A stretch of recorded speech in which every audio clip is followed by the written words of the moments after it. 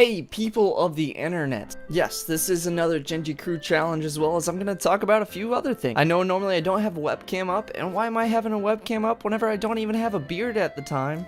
Even though my channel is called Cptgingybeard. The world may never know. No, honestly, I was kind of pissed the other day because I was trimming my beard, and I was getting all the loose frays and stuff like that, and my electric razor was right about here, and my phone was on this side.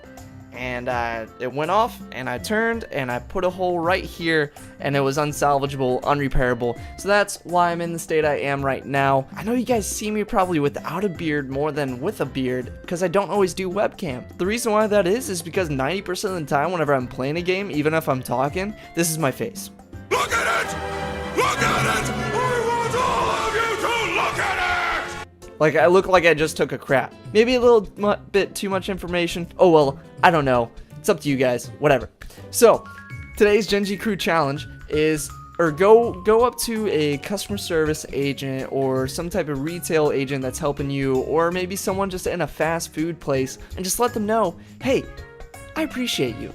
Because the thing is, most of the time, whether people are peppy or whether they're sad or depressed, they deal with a lot of crap. Some people handle it in different ways, but either way, if you've never worked in that area, you have no idea the type of people that come in and can just truly tear you down or build you up. And so I want to encourage you guys to be one of the people that build up other people.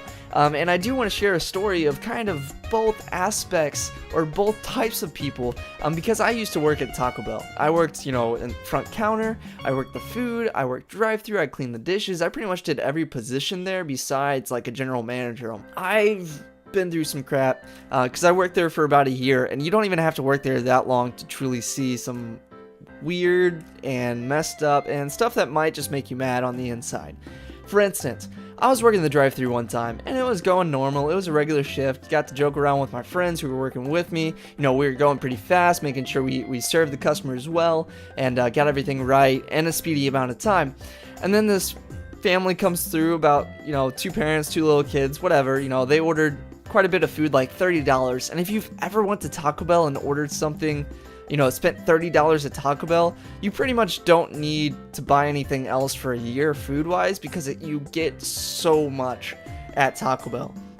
Whether it's good for you or not is a different story, but $30 gets you a lot. So just imagine that. There's so many burritos, so many tacos, like 5 crunch wraps, all these different things, and they order it, and they get a couple cinnamon twists for the kids, which is nice, that's a good gesture. And, so I send them on their way with their sauce and everything. About half an hour later, they come back through the drive-thru. They get to the order screen, they're like, hey, we had an issue with our order. I'm like, okay, go ahead and come up to the second window or whatever. I didn't know who it was at this point. And they come through, and I see they have all the food that we had gave them the previous time coming through. They're like, yeah, you forgot one of our cinnamon twists. I'm like, okay, I'm sorry, I'll grab you some cinnamon twists. I'm like, why did you bring all your food? You could have ate them, and you could have honestly just came through and told us we forgot them, and we would have given it to you, no problem. You didn't even have to have a receipt or anything. And they're like, no, we got home, and we realized we were missing this, and we're not going to accept this food, because by the time it took us to get all the way back here, our food's cold now. You're going to have to remake all of our food. If it's smaller items or whatever, or even like a full meal, then sure, we'll remake your food. It was our mistake. If you want us to, it's whatever. It's good customer service. But whenever they have $30 of food that they could have eaten, and now they're saying it's cold because they had to drive all the way back here. So they were originally planning on bringing it back, and so they just want us to remake their food. And we can't accept it back through the window because that's, health violations and stuff. So it's just absolutely ridiculous in my opinion. But, we do it, we take care of it, we make their food for them. They ask for more sauce, so I put a bunch of sauce in there because, I'm sorry, so I want to be generous with what I can do, being at the cashier. So what I do is put sauce and mints in. So, I put a bunch of sauce in, they ask for napkins, put a bunch of napkins in. The thing is, I'm the last person to get the bag, so everything goes on top, and so whenever I hand them the bag, they're like, how are we supposed to see what we got? You messed up our order last time. How are we supposed to see what we got with all this hot sauce and napkins? I'm like, you asked for it, but I didn't tell them that. So, basically, I have to, without taking the bag, because again, health violation, I have to take the hot sauce packets, which they haven't touched yet. I have to take the hot sauce packets and the napkins, take it out, and essentially throw it away because it was outside. So I have to throw that away, which it was a lot. And they check all their food, which takes like 10 minutes, which if you've ever worked in a drive-thru is like your worst nightmare for someone to be sitting there for 10 minutes because you got all these other people behind them. And then they wanted more hot sauce and more napkins, so I had to empty out pretty much what was left of the hot sauce containers and napkins.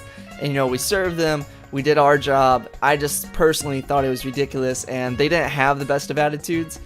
But the thing is, right after that, another guy came through, and he says, hey, I saw just a little bit of that situation, and from my perspective, it looked kind of ridiculous, but I heard your voice tones and stuff, and you did a great job, and I just want to say I appreciate you and your team.